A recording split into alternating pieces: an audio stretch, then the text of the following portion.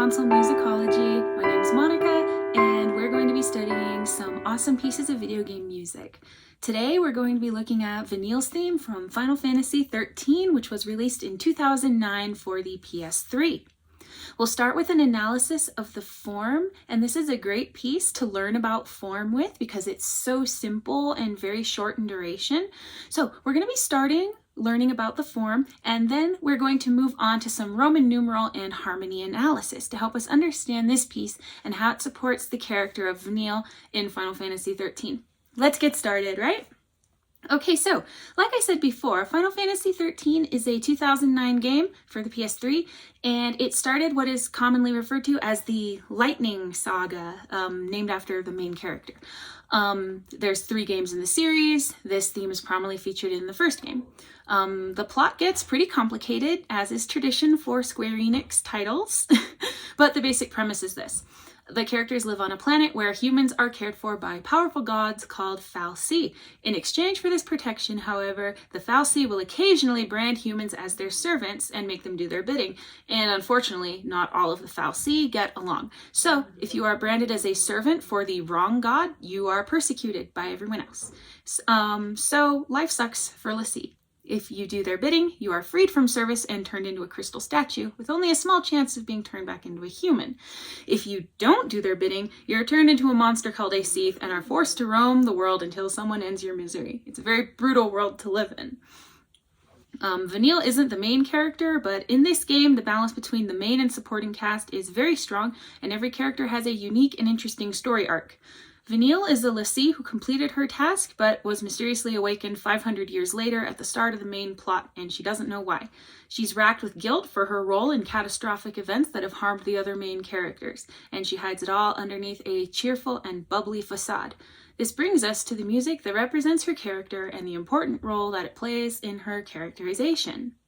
So, the very first thing we're going to talk about is the form of the piece. Form is highly subjective in the world of music theory, but from my analysis and in my opinion, this piece is an ABA form with an intro and a coda. If you're not sure what that jargon means, or if you're a music theory student who's studying or will study form soon, let's clarify a few terms. Form, the skeletal structure of the piece, the direction it's going in. Sort of a blueprint that composers use to guide themselves, but not restrict themselves to. Examples are verse, refrain, bridge, refrain from pop music. That's a form we could easily call A, B, A, B, C, B. The letters simply refer to the sections of music that help us see what the big picture structure is. After all, if we don't know when a section starts or ends, how can we tell what the big picture structure is? So let's answer that question right now. In Vanille's theme, we have very clear examples of musical phrases, otherwise known as musical sentences. Think of your favorite song, because very often the phrase coincides with a line or two of the song, ending naturally where the line of lyrics does. One common way to classify phrases is to find the antecedent and the consequent, otherwise known as question and answer. Think of Twinkle Twinkle. The question end of the phrase goes up, twinkle, twinkle, little star, and the answer part of the phrase goes down, how I wonder what you are. This isn't a hard and fast rule, but it's a very common feature of question and answer phrases. With that in mind, let's turn our attention back to Vanille's theme and look at the phrasing. After the introduction that lasts for 2 measures, we have the A section. This begins by establishing a very simple counter melody in the left hand, as well as supporting harmonic material. Melody begins and it is a stepwise, that is no skips, ascent, followed by a stepwise descent. This is a clear and cut example of a question and answer phrase.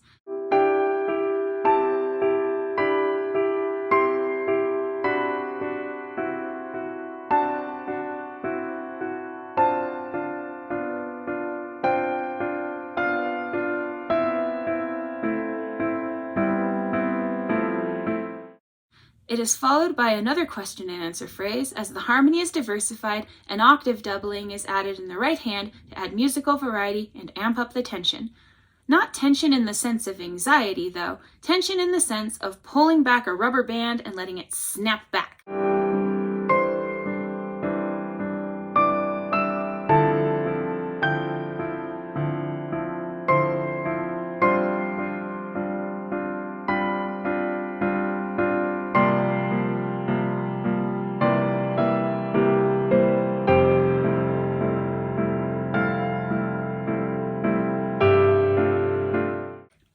The music complicates to get our ears ready for heightened emotional intensity, even if it is subdued like in this piece. The moment the second phrase leads up to it is the B section, which serves as a sort of release for the heightened musical tension that was built throughout the A section.